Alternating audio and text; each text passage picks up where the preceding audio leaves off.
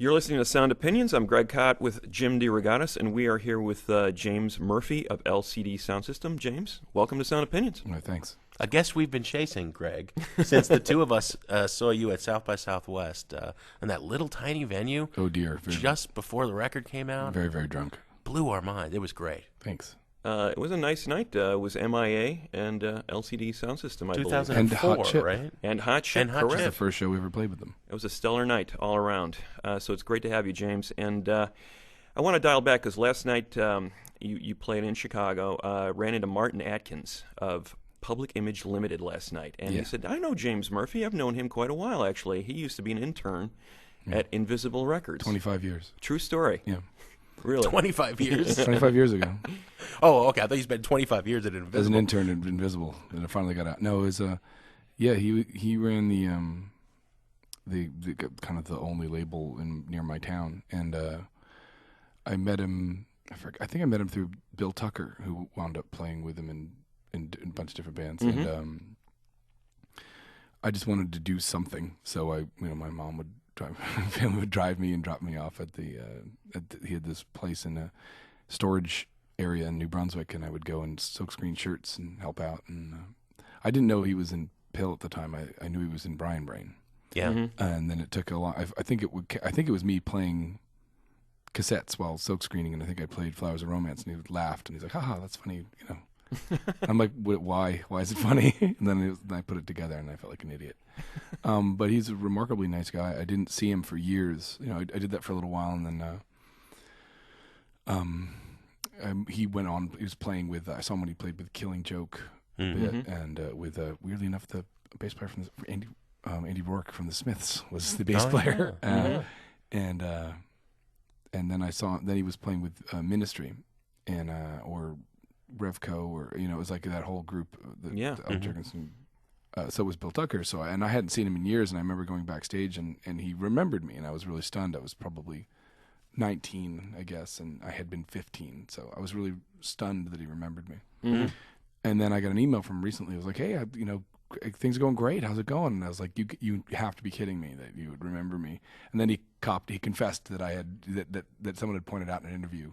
But he did remember. He put it together that we had seen each other at the show and everything like that. Which I was just like, I don't remember members of my family.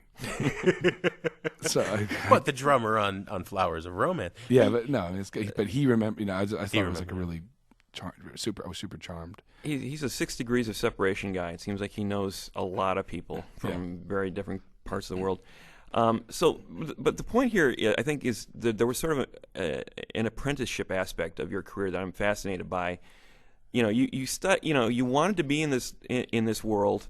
Here you are still screening T-shirts for Invisible Records. Clearly, you wanted to invest something in this. And the other story goes, you're one of the most acclaimed producers, studio guys in the world right now, and you learned from a couple of the best in Bob Weston and Albini, right? Well, yeah, to a certain degree.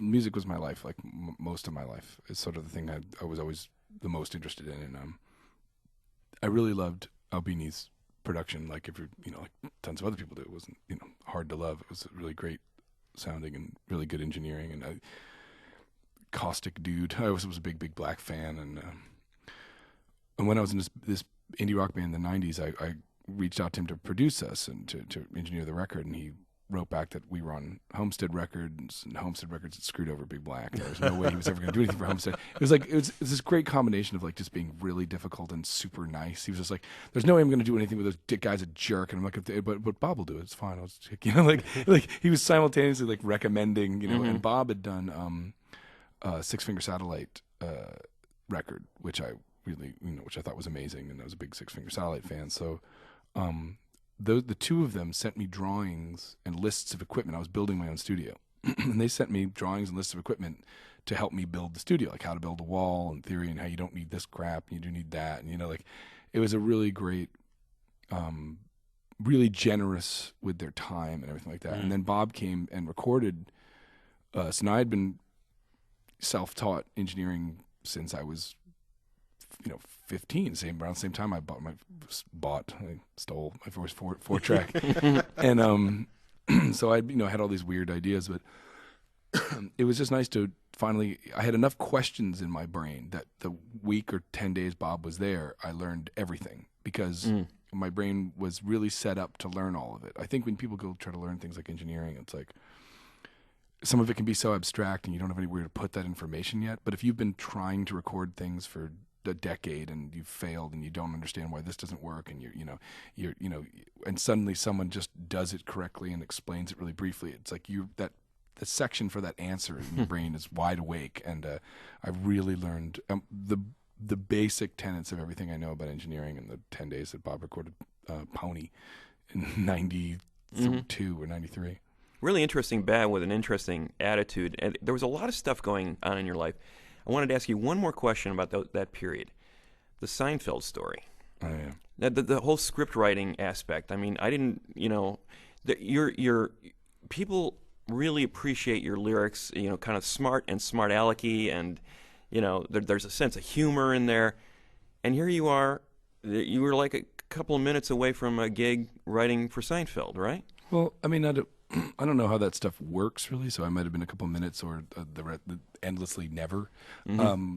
It was a weird, totally coincidental thing. I was in college for writing, and I had a really good friend who had moved to Los Angeles who was getting married. He was also a writer, and he was like my writing mentor.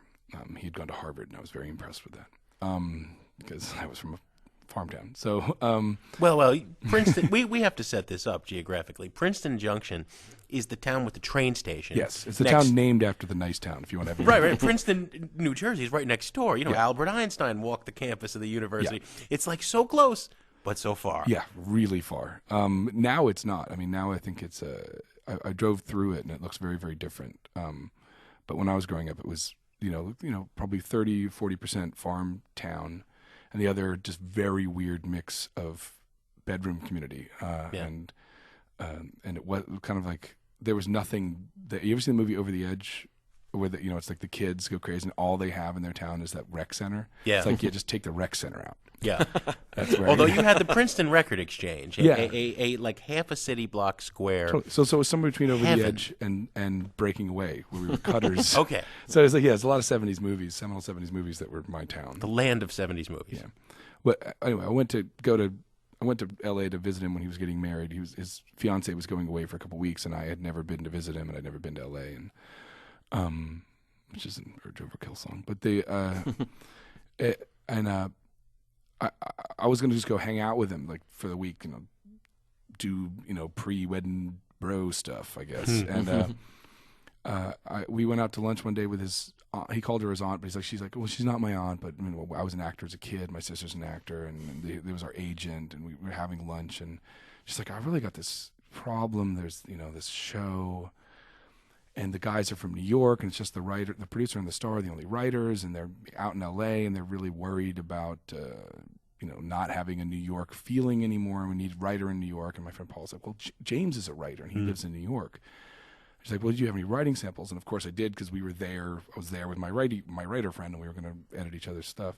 So I gave her a bunch of stories that were on the funnier side. Now, I mixed this show up with the Gary Shandling show. And I even said to her, I was like, oh, I love the theme song. I think it's really funny. And she kind of looked at me funny, because the theme song to the Gary Shandling show was like, this is the Gary Shandling show. This is the show that Gary Shandling. It was like, yeah, we had to write a song. Yeah. It was, which I thought was really funny. And of course, the theme from Seinfeld has no words, and it's just that idiotic slap bass synthesizer sound. So she was very confused. But I mixed it up, and I went home, and I was going to she sent me some scripts, and I got to go write a script, and we'll see how it goes. And if you get it picked up, it'd be a good amount of money, and we need a staff writer. It'd be a good position. And I'm like, well, I'm in college, and I'm playing guitar. I'm busy, and so I just didn't do it. I did what you go home, and I procrastinated, and I did all that sort of stuff. And then they sent me another pile of scripts, and we're like, how's it going? Still waiting. If everybody likes the stories, maybe just a test script, even a couple scenes would be really great. And I just didn't do it. And then put it all in a box and moved into my parents' house. And all those years, I just thought it was the Gary Shandling show, which had been canceled after a very short run. Yeah. So I was like, whatever. And then when my folks passed away in 2001, and I had to, part of my job as a kid, you go through and you find the stuff that's yours in the basement and you get rid of your trophies and stuff like that. And there's that letter. And I was like, oh, neat. Hey, that's that letter. That lady is Seinfeld. Yeah. Wasn't the Gary Shandling show. It was the most successful show in television history that I didn't do anything for. But if you'd gotten on that train, James, you would not be the international pop superstar you are today. Well, I mean, the salve on the wound is that I think I would have been a real jerk. Quite honestly, I think I would have been a terrible person because I was really young. I was 22, and I was a narcissistic egomaniac. And I know it sounds weird getting into music, but and if the world had been like, "You're awesome. Here's a whole bunch of money and stuff," at 22, like I just would be an insufferable prick. It just would have been the worst thing in the world. Just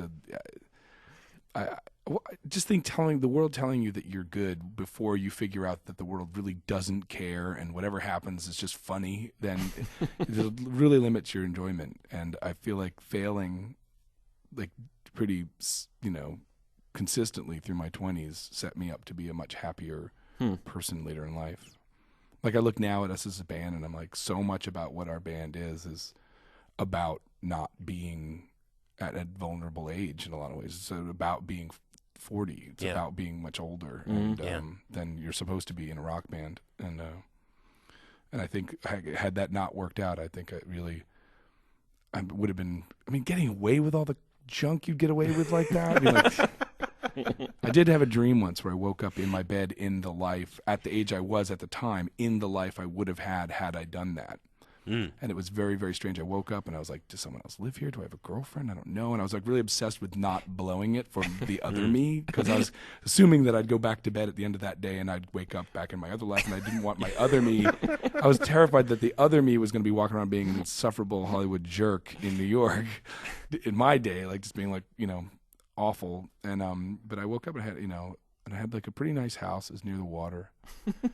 And I had a girlfriend, I think, but I couldn't tell. I was like, is she my roommate? Victoria's Secret model, no doubt. No, I'm not sure where she was from, but she was nice. She was eating cereal. He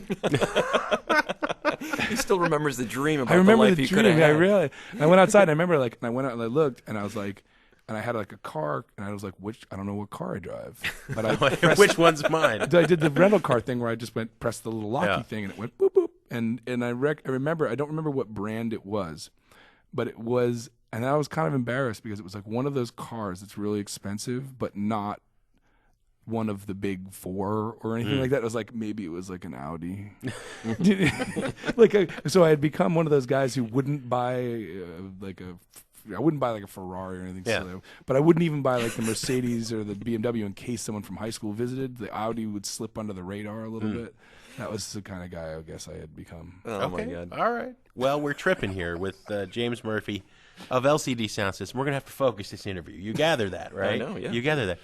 I will go on. Just point me in a direction. Oh, well, we'll have fun with it. That's fine with us. You don't have to play until what? Sound check at 6:30 tonight or something, right? James, for people who aren't familiar with your career, let's just recap briefly.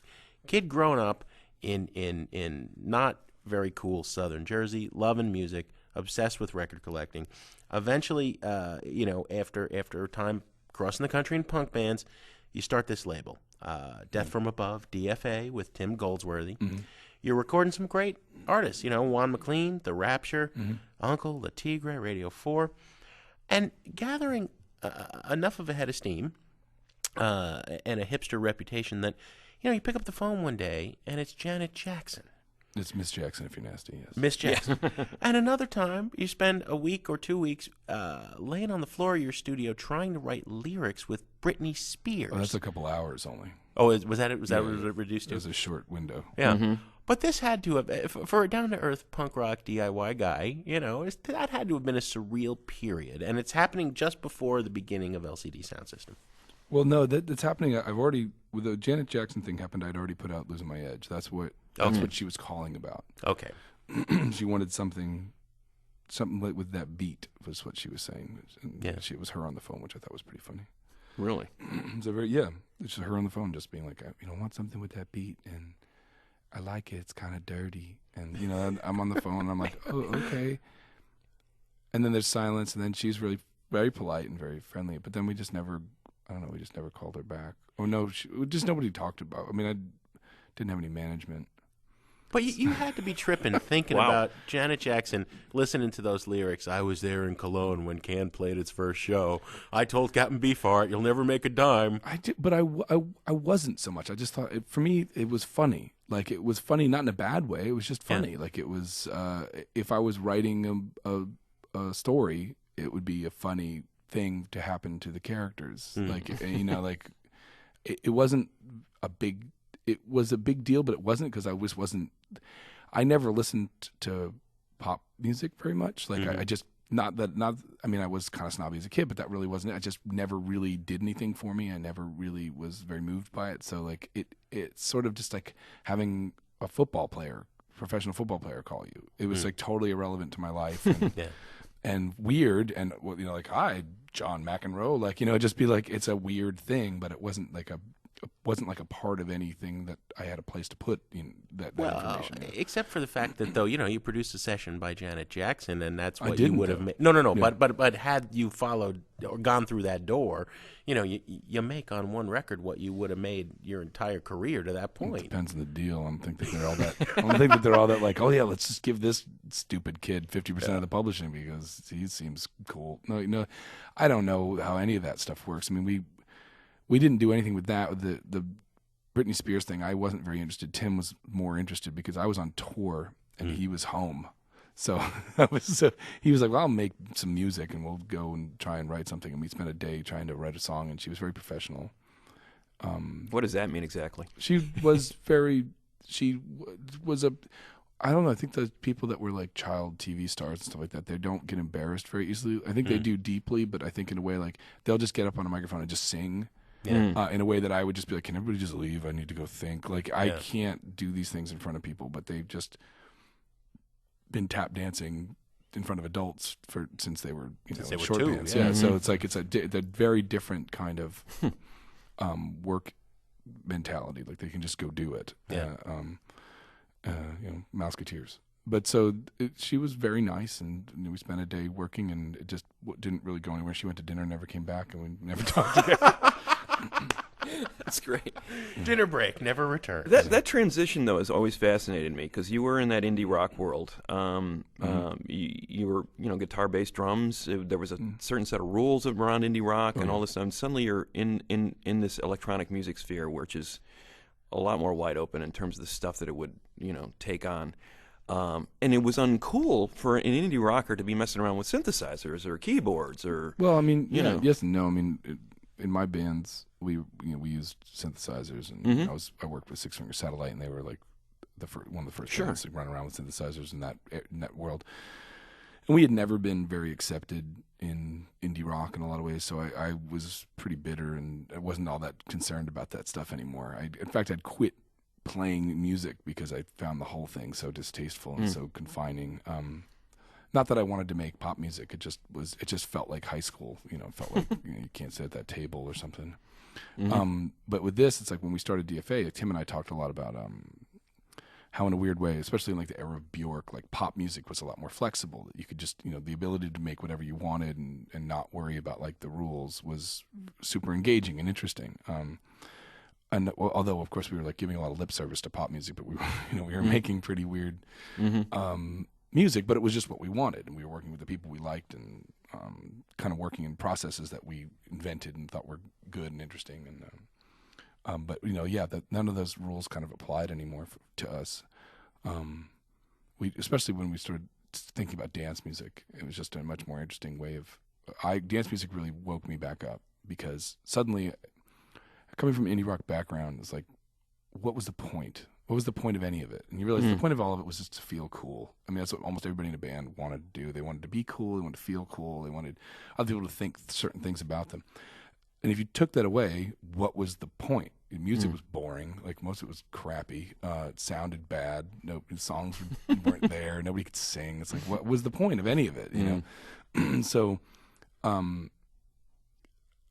dance music had a point. You could tell when it worked. It was like, did people dance? Well, then it worked. It's like you had like, certainly there was like a set. There was like I started equating it to like, you know, being an indie rock, like making fake cakes, you know, styrofoam.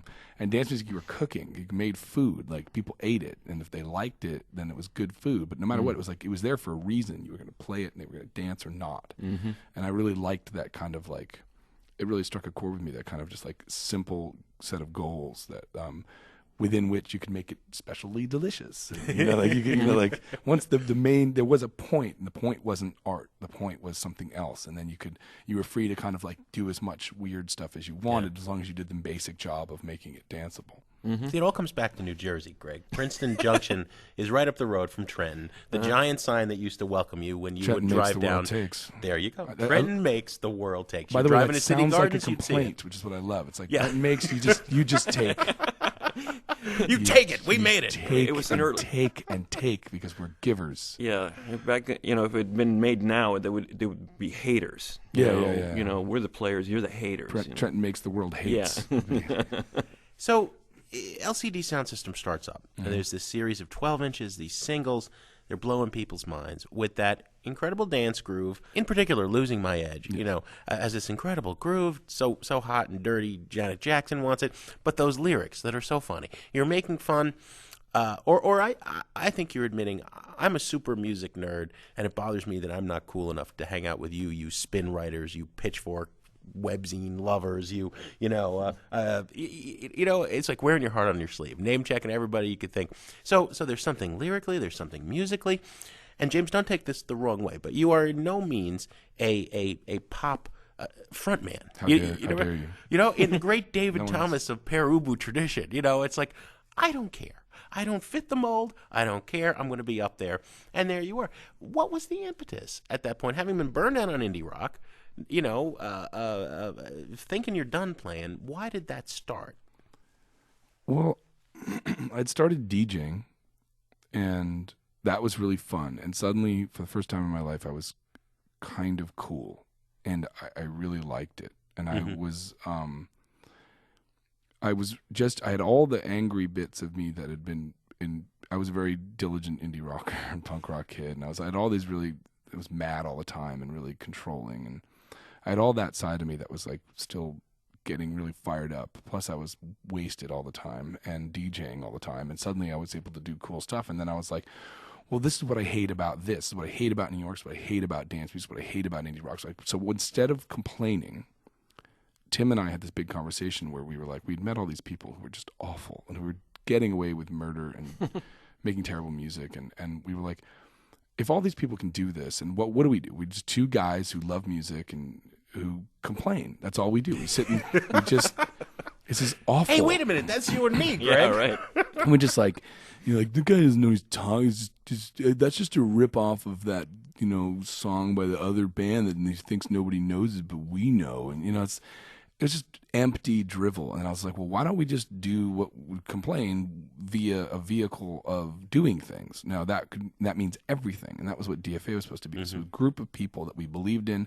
It was not. There was no like velvet ropiness. It was like our friends, and that was what mattered. The people that we knew. It was like a personal connection. So our parties were based on if you knew somebody who knew somebody, you could come, and that was it. It was like circles. It wasn't like a cool circle. It was just us. It was our friends, yeah.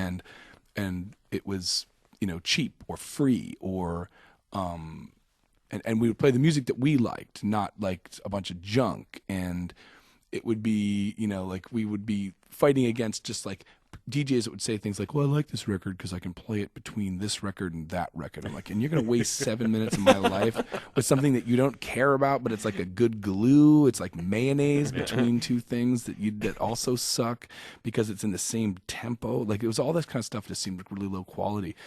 And what we had this advantage of at the time, which was unusual, we had the advantage of, you know, you're going to DJ things that have come out in the last 18 months. I have the history of rock and roll at my disposal. Like, so you're going down. Like, we just were really super confident. And I was like really wasted a lot of times. And I would be at like techno clubs and I'd be running around like screaming, being like, oh my God, if somebody played Loose by the Stooges right now, this whole place would freak out. Like, you just played Loose full volume right now, like, people would just pull their head off. Now, I was right and I was wrong, because I would DJ at like techno clubs, and I would go on and put like Loose by the Stooges on, and people would freak out, but in the kind of like, I'm going to crawl in that DJ booth, I'm going to beat you to death if you don't take this off right now. I paid money for like electronic music. You're bumming my high, man. You are really, this shirt does not go with the Stooges. I'm going to go in there and beat you to death. And I got threatened a lot. And but I just was like, no, this is great. Like, I was so optimistic, and we were really happy and psyched about it. So I was the guy who did that. I was the guy who would be kind of out of his mind playing, the United States of America, or throwing Noi into a set, right? And but it was whatever was fun. And then I went to see this band at what was Brownies. Now it's Hi-Fi in New York. And I'm standing there, and the first band finishes, and the second band's setting up, and all of a sudden I look over, and someone's playing ESG, and there's this kid with 2 turntables playing ESG, and then he plays the Liquid song, and I'm like, whoa, what the hell? What's going on? No, that's my job. That's that's what I do. Who the hell are you? And don't tell me to mind my own business, Mr. Delta 5. Turn that crap off and get out of here, because that's my job. And I got really like bummed out, and then I got really embarrassed by how bummed out I was. I was like, what, like, they're my songs, I made them, like, I didn't make them. It's like, even if this person went to one of our parties and was like, that's what I want to do, it's like, I have no rights here. And I was really embarrassed but at the same time I was like, yeah, but they're gonna mess it up, and they're not gonna do it right, and it's gonna be crappy, and then it's gonna be like a trend, and then people will move on when this is not supposed to, this is supposed to be good and just last and it was just, it really like kind of made my head melt. And so there was all this stuff burbling around in my brain. And it was really just like walking around thinking about this. I don't know how I feel about this. I don't know how I feel about this. I don't know how I feel about this. And I had made this song, Beat Connection, it took a year to do because I'm lazy. And basically the idea of which I just wanted disco drums that were locked to a groove that went on for a really, really long time to DJ. That's all. It's a DJ tool. And I had it, and at the end I put a little song really quickly at the end, just last minute. And I was like, well, I need to put this out, so I need another song. So I started, and then Ad Rock from the Beastie Boys gave me a boombox that had a keyboard built into it, a cassette deck boombox with a keyboard built in it, and it had a beat in it, and that's the beat from Losing My Edge. So I had this beat that I liked, and I would sing this song about losing my edge in it, and I was just sing to the keyboard thing. That was going to be the whole song. And I was like, part of it, almost every time I made a song, was that out of embarrassment about owning a studio and not making music. To a certain degree, I was like, I should go downstairs and just do something. I do have a studio, and there's lots of people who don't, and I'm complaining about stuff, and I should just go downstairs and make a song. So I hooked it up, and I set up a drum set, and I just played the drums and sang the song at the same time. Like, just made it up. Like, didn't write any lyrics down. But because it was so fertile of I kept going back and forth about how I felt about it, that the song kind of wrote itself. Like, it would be like, 1 minute I'd be like, oh, I hate those people. And then the other minute I'm like, oh, I'm an idiot. I'm full of it. And the only thing I wrote was the list of bands at the end, which I realized later was like an amulet, like waving like a magic amulet to protect me. Like, no, you don't understand. I went to Tim and I was like, I need a list of bands. They're good, but more importantly, that are cool. And he's like, well, what do you mean? It's like, this is embarrassing. I'm like, yes, it is embarrassing. What I want is, if you're like the ultimate like internet music snob and you want to show that you know a lot about a lot of things, I want a list of bands, and you have to have a couple of pop ones to show that you're not just underground. That you're not a rockist. Yeah, we made this list, and I was like, what about this? What about this one? What about this one? And so the list is just to be yelling. At the end, you just run out of arguments, so you start yelling things. and I made the song, and I came upstairs and played it for John and Tim. Like, Dad, look, I made this, and they looked at me in horror. They were like, this is terrible. They were really worried for me. Like, John Galkin was really like, you don't want to put this out, man. Like, you really don't want people to hear this. And nobody liked it until Phil Mossman, the original guitar player from LCD, came. And he was just laughing. And like he's like, it's this is brilliant. Like, this is exactly, because Phil was older than me, and he was like, this is exactly, exactly how I feel. Well, if you sat down to come up with a plan to press every rock critic in the universe's buttons, you couldn't have been more spot on with what you were doing. Yeah, and as we all know, that's the way you make millions, right? I didn't say that. It's a recipe for success. So, well, Losing My Edge comes out, followed a while later by Daft Punk is Playing in My House. So you just got to ask, when have you heard from Daft Punk? Have you heard from any of those musical legends name-checked in Losing My Edge? Well, I mean, those have got to be satisfying. I've met the Daft Punk guys. I mean, Yeah. People overplay my interest. I mean, I really like Daft Punk, don't get me wrong. But my feelings about them are a lot more peerish.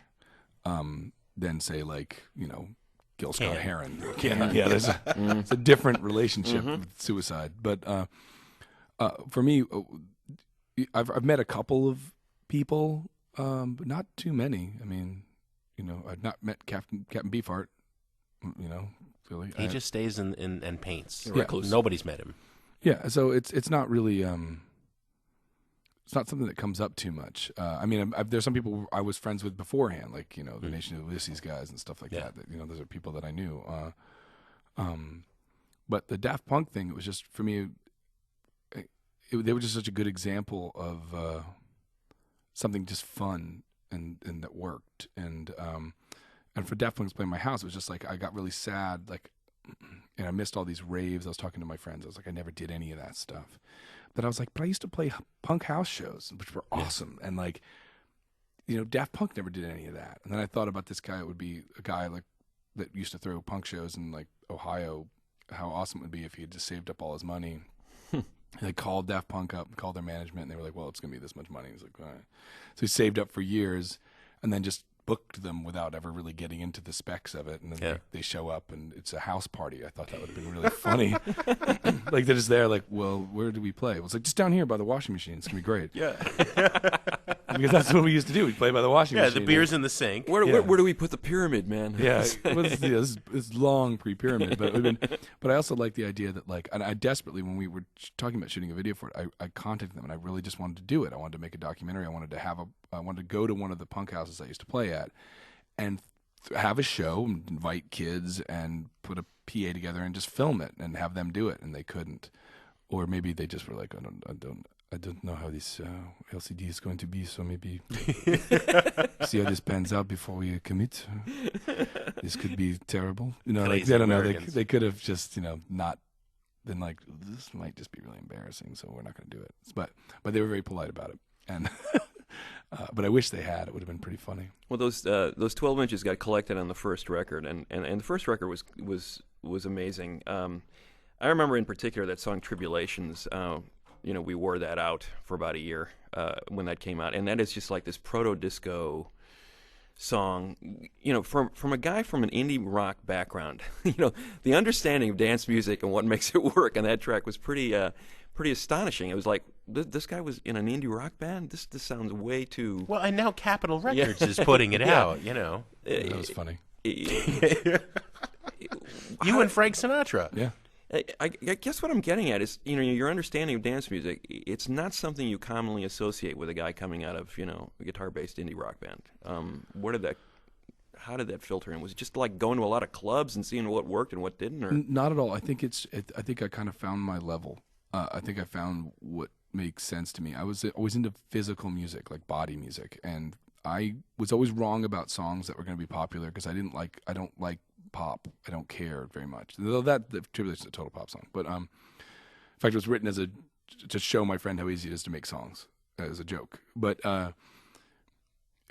I guess I was always like into like the physical side of music and how it felt, and the bands I really liked always had like a physicality to it. The songs I really liked had a physicality to them that I would describe in physical terms, like the guitar at the end of Rock Lobster, which, by the way, the guitar, the second half of Rock Lobster will take on anything on Entertainment. That's by great. Gang of Four. It's Yeah. ripping guitar. Yeah. And there's the physicality of it, like that the fact that the part could be played lighter or differently and it wouldn't have any of the impact. And that always just was like a big thing to me. And that's why I switched from guitar to drums, because I could hit them harder and I could make different sound. And when I started making dance music, it just seemed like that was all body music and it was all physical music. And I wasn't burdened really by like the tropes of how dance music is supposed to work. Well, you're supposed to have a breakdown, you're supposed to have this, you're supposed to have that. I just kind of like did what I felt like doing.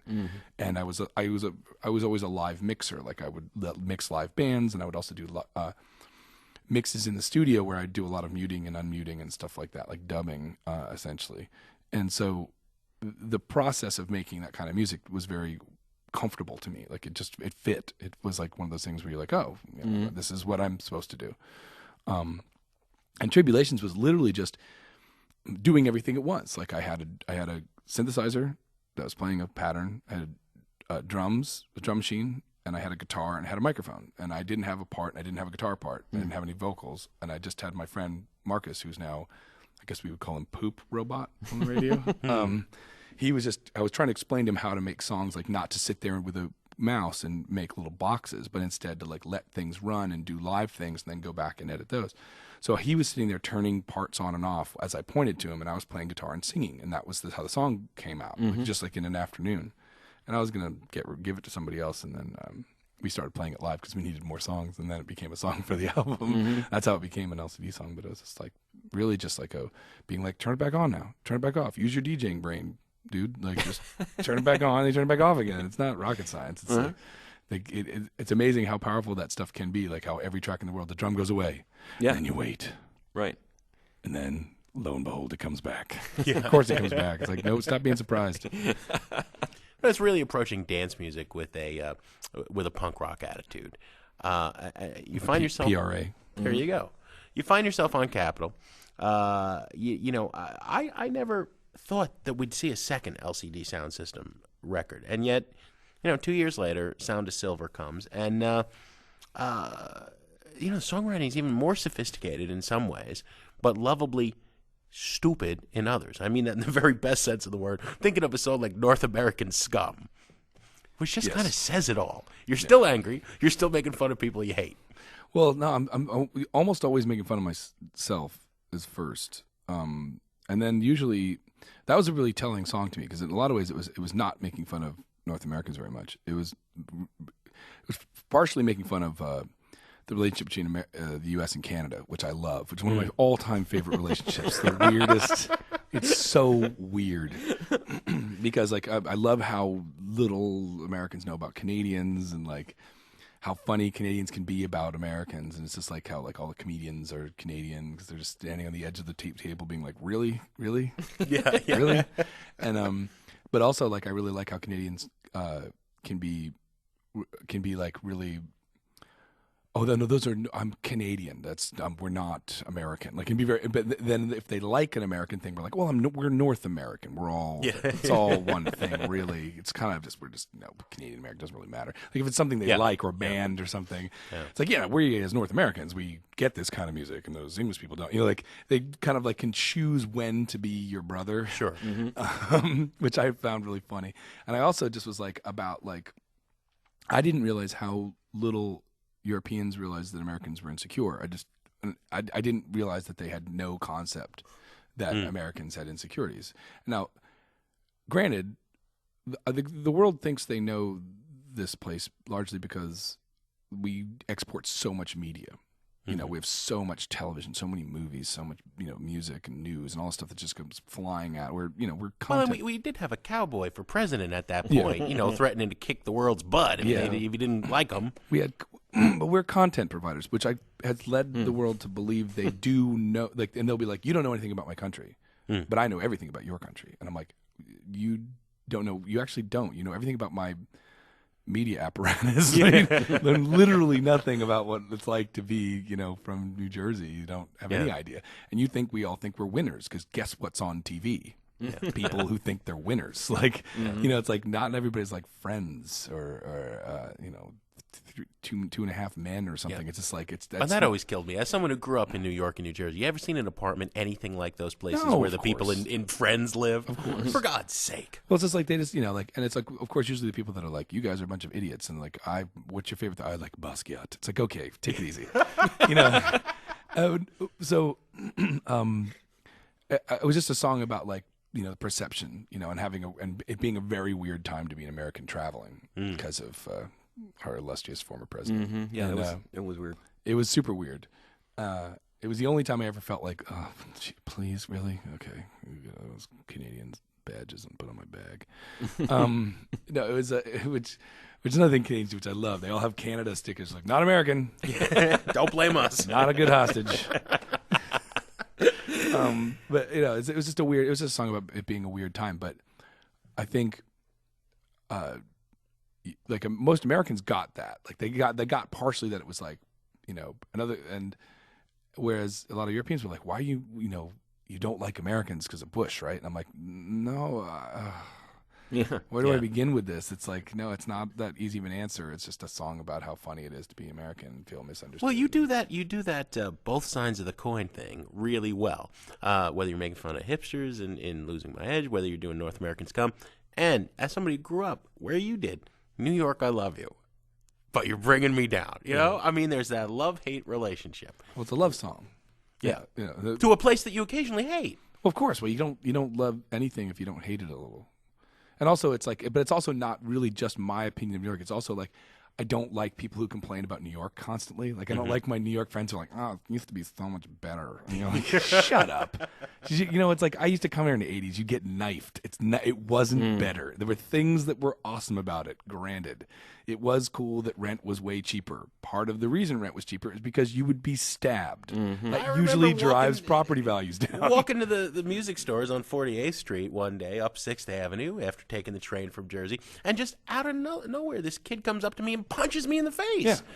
There was that kind of hostility. Welcome to New York. Yeah, right.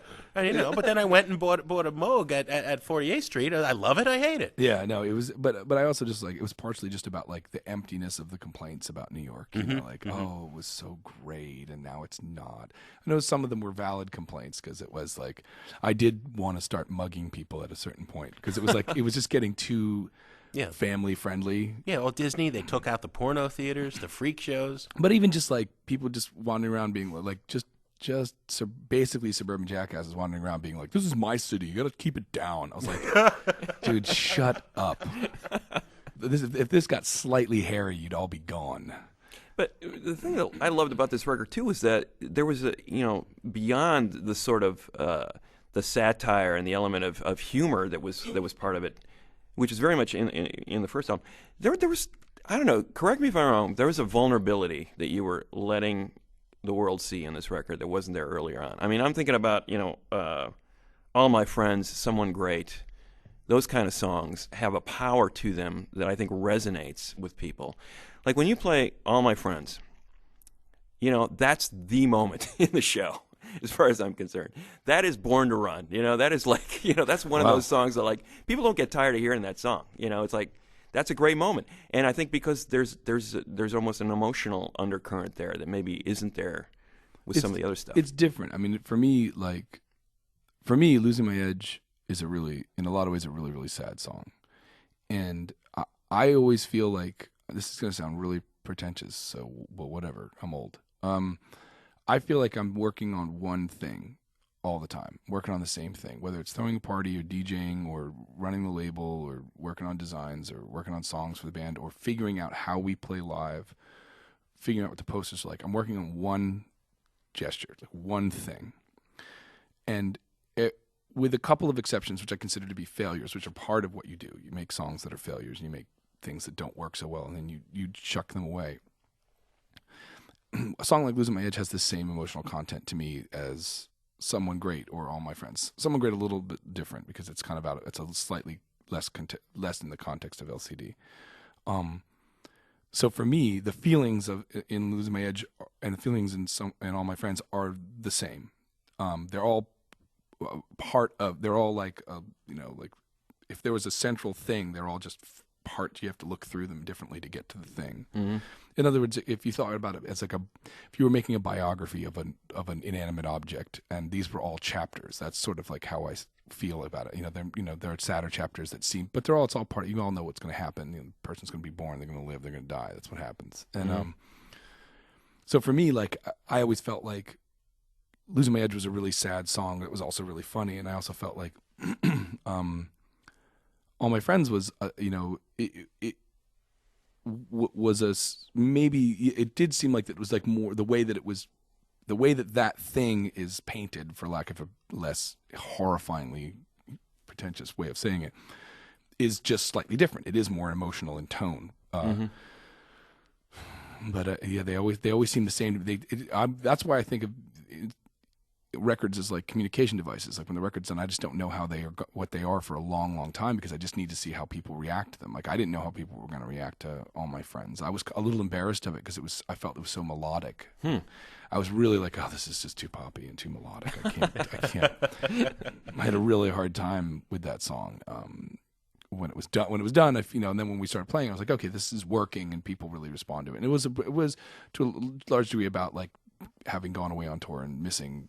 I have this amazing group of friends in New York, which is what DFA is and always has been. Is that group of friends, and everything else is comes from it. But a bunch of them became part of LCD Soundsystem. You just turned to your friends to flesh out the band. Yeah, no? I mean that's always what it was. Yeah. It's like it's the idea of just like finding a way to just be around the people that you care about, and that making you in a way, keeping you honest and making you forcing you not to forcing you just to act like a better person. Like you kind of it can't make you be a better. You are what you are, but I mean it's like at least it can keep you thinking about things in terms of like who you are when you go home, and who you are when none of this touring stuff is there, and who you are when the inevitable end of your career is there. It's like I just think it's healthier. It's healthier. So that's an important aspect of it. They can turn to you and say, James, you're going over the edge. You're being a jerk. No, they don't. There's no moment when they start doing. That's just sort of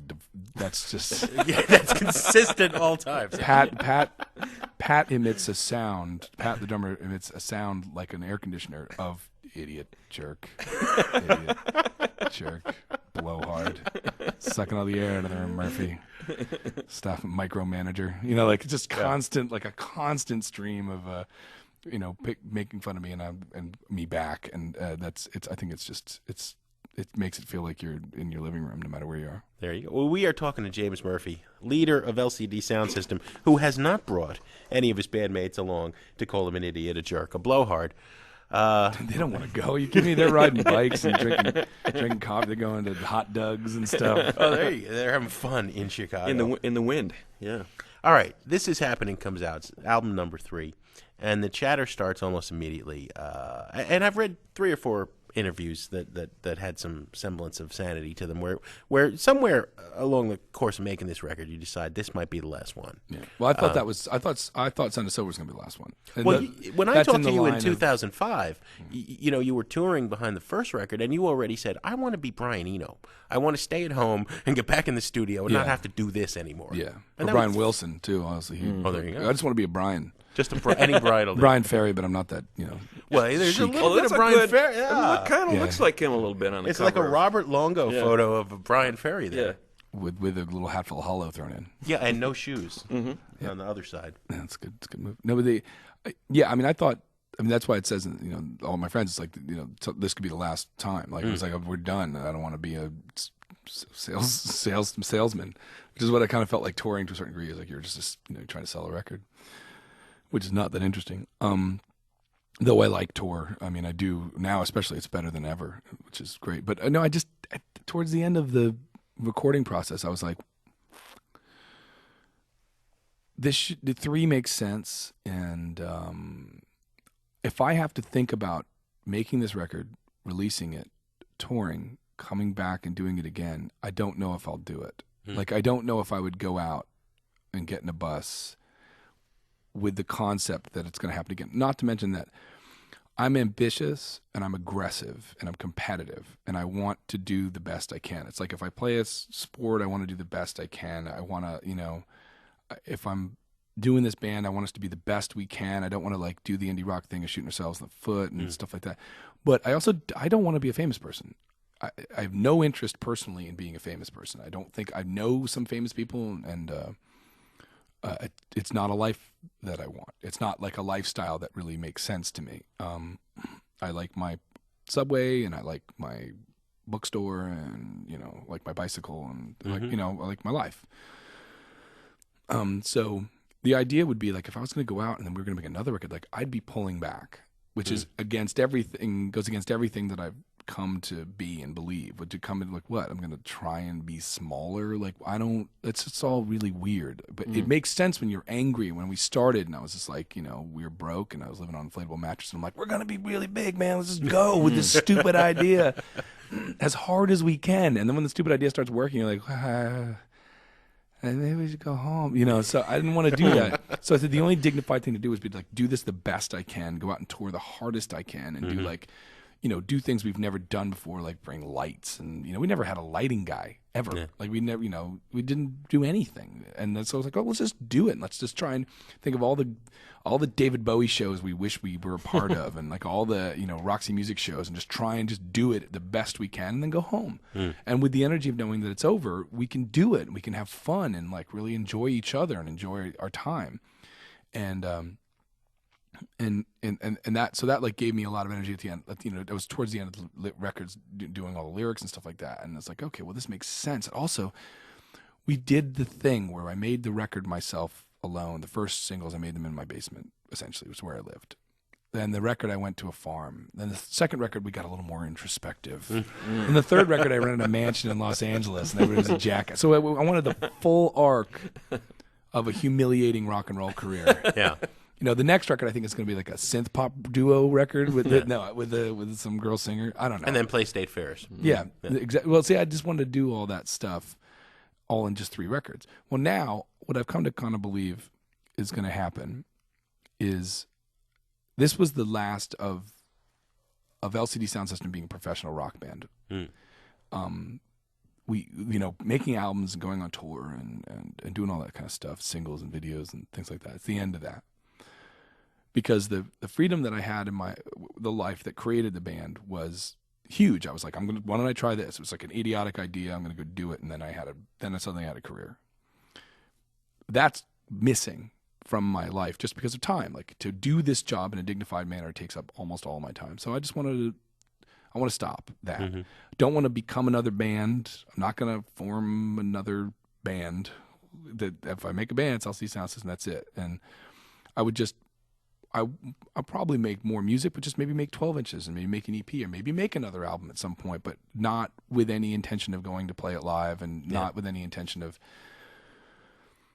trying to be a part of the world in that way, because I still want to make records that I'm proud of, and I still want to make music, but I want to have a life, and I promised myself I'd kind of be done when I was 40, and lo and behold, I'm 40. You're 40. But you have so much fun.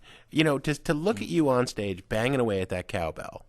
I can't imagine, 6 months, 9 months, year and a half, you're going to get the Jones to do that. No, I took 2 years off of touring, and I was terrified to go back. Really? Yeah, I mean, when we finished Sound of Silver, and then it was 2 years. It was a much longer gap between Sound of Silver and This Is Happening.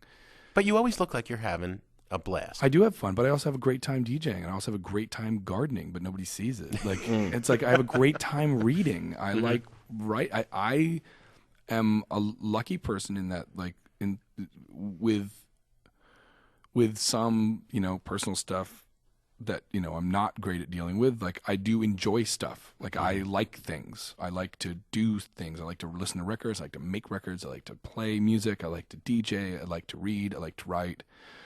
Almost all the creative things come with a lot of existential angst, and I've earned a lot of gray hair in the last 8 years of being in this band, and I've taken years off my life, and it's incredibly stressful playing. You guys, if you go see a show, you see an hour and a half of my day, right? And there's 22 and a half other hours that just like that aren't terrible. I'm with my friends, it's awesome, but it's grueling, and it's not good for me. I have I almost had to have back surgery because I pulled my hips out. I just maybe doing Brazilian Jiu-Jitsu when you're not young isn't the best idea. Maybe do jiu-jitsu and then running around and stomping your feet for 90 minutes on a stage when you have when you're biologically not a very good spine is not the best thing to do. But I want to take care of myself. I go on tour and my stomach gets all messed up, and I gain a bunch of weight because you're just eating all this really weird food, and you're just always like feeling at weird like times. crap, and it's just not the healthiest lifestyle, and